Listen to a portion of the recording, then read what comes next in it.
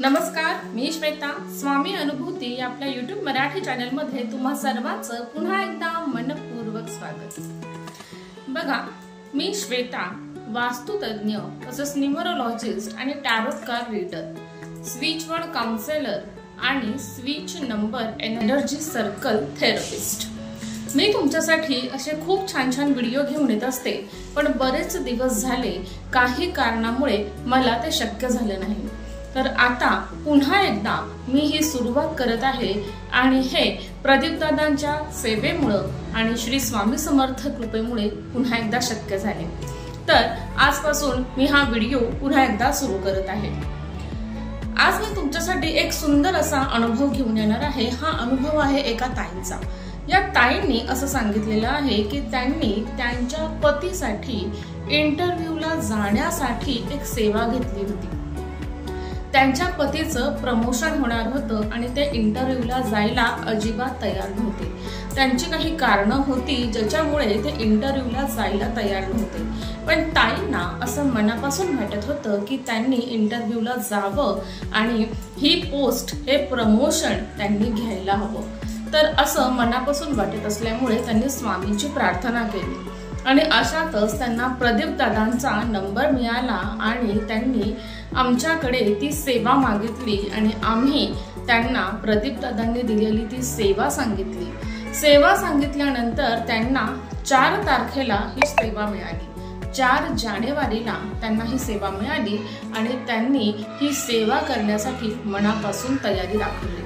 अगदी मनापासून ते सेवा करत होते. इंटरव्ह्यू 7 तारखेला होता आणि 6 तारखेला सुद्धा सकाळी त्यांचे मिस्टर हे इंटरव्ह्यूला जायला तयार नव्हते. मी इंटरव्ह्यूला जाणार नाही असंच ते म्हणत होते आणि ताई मात्र मनापासून ती सेवा करण्यामध्ये मग्न होत्या. कारण त्यांना माहित होतं, जेव्हा आपण या सगळ्या गोष्टी स्वामींवर सोपवतो आणि प्रदीपदांकडून सेवा घेतलेली आहे तर आपलं काम नक्कीच होणार आणि माझी मागणी किंवा माझी विनंती स्वामी नक्कीच पूर्ण करणार, हा त्यांना विश्वास होता. त्यामुळे ते त्यांची सेवा मनापासून करत राहिले. सकाळी 7 तारखेला पहाटे जेव्हा त्यांचे मिस्टर उठले त्यानंतर त्यांनी स्वतःहून येऊन ताईंना सांगितले की मी इंटरव्ह्यूला जात आहे आणि मी इंटरव्ह्यू देणार आहे. अगदी मनापासून आज मला असं वाटतंय की मी इंटरव्ह्यू द्यावा, अशी त्यांची इच्छा बोलून दाखवल्यानंतर ताईंना मात्र खूप आनंद झाला आणि हे पॉझिटिव्ह साईन होतं त्यांच्यासाठी. त्यानंतर ते जेव्हा इंटरव्ह्यूला गेले, इंटरव्ह्यू त्यांचा अगदी व्यवस्थितपणे पार पाडला आणि खूप छान पॉझिटिव्ह रिझल्ट त्यांना मिळाला. त्यांच्या मिस्टरांचं प्रमोशन झालं, त्यांना चांगली पोस्ट मिळाली आणि त्यांच्या उत्पन्नामध्ये म्हणजे त्यांच्या सॅलरीमध्ये सुद्धा इन्क्रीमेंट झाली.